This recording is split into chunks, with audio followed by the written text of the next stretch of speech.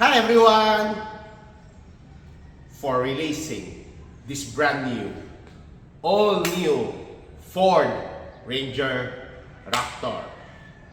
These are the some upgrade we have done on this unit. We installed 4 sets PIAA superior bass horn and sports horn on it.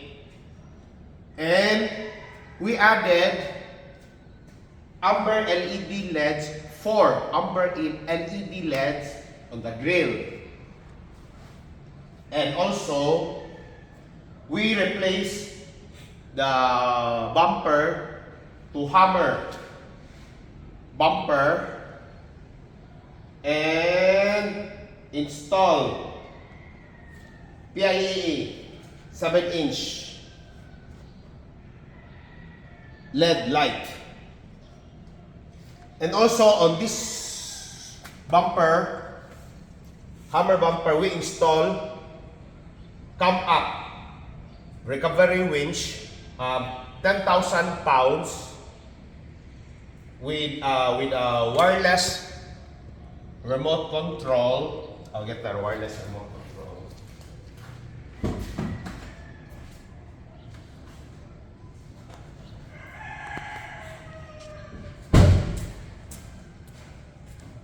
This is the optional.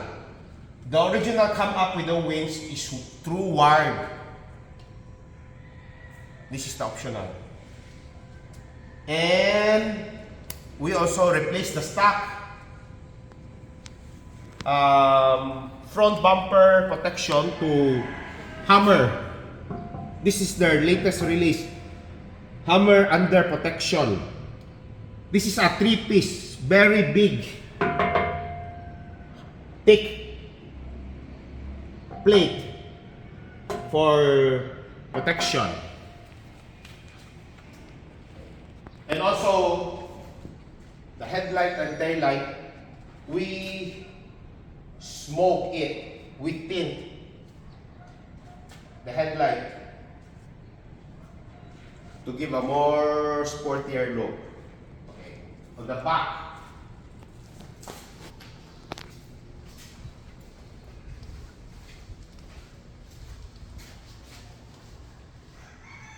we have also installed hammer rear bumper with tow hitch. This also got reverse LED for a brighter when you go up, reverse. Pickup won't be complete without a back cover. On this unit, we install the TOPFLIP Ultimate trifold cover. This one goes up 45 degrees up, and you can open full and capable of running at 100 kilometers per hour without worry, because they got lock in each side. And also they already have produced the PROLIFT tailgate assist on the all-new Ranger Raptor. This is the shocks. And also we install TOPMATT also.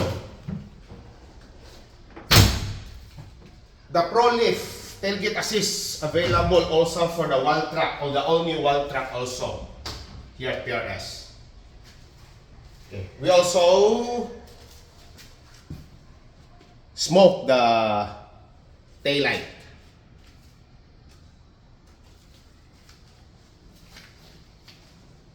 We also replace 2 hammer electronic stepboard. This is the best for me. I'm using this for more than 5 years with no problem. And also, we install HIPPOTECH matting 70 mile. This is the 4K dashcam, front and rear. And on the tint, we use BF film, ceramic, Supreme Plus. That is the 99% heat rejection. See how clear our tint. That's what we call dark from the outside, but very, very clear from the inside. 101%. And also, we install TOPSPEED, advanced throttle controller, Bluetooth capable. You can really feel the difference. Trust me. Okay. For the suspension, we replace the coil spring to King's progressive coil spring. It added around 35 to 40 mm lift. 35 to 40 mm is around 1.5 inch. And stock is boring if you don't replace your wheel set. On this unit, we install 35 by 12.5 by 18 BF KM3 tires. Wrap in, this is the 18-inch ALAP J in gunmetal color. This is only 50 sets released worldwide, this color. And the center cap, not for the fainted heart. This is the discontinued race aluminum center cap, not for everyone. Braking system, we upgrade it into AP Racing big brake kit. In order for the 35-inch to fit on this unit, we modified the fender. We chopped the fender. As you can see, you cannot see the difference, because here at PRS we clean cut, and we paint the fender so that it will be look like from the factory. See the build, masculine build on this Raptor.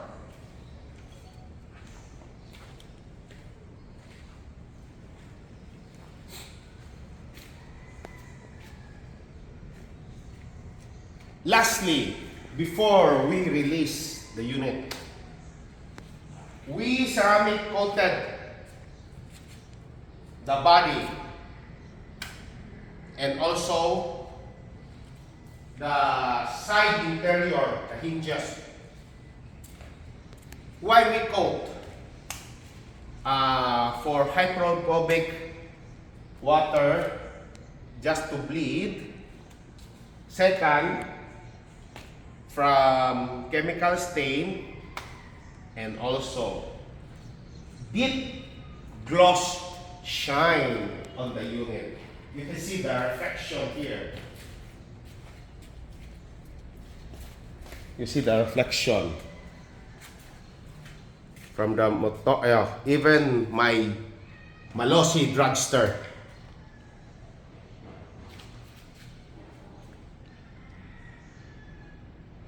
Deep gloss shine by PRS. Okay. Also, before I forgot, we also going to install HKS dual exhaust system on this unit, but the item is under production and I think is on our way here a few weeks from now. We'll be adding that on this unit. Hope you like our build here. Feel free to message me. And also please subscribe my YouTube channel at PRS CAR Accessories and Services. Stay safe always. Bye!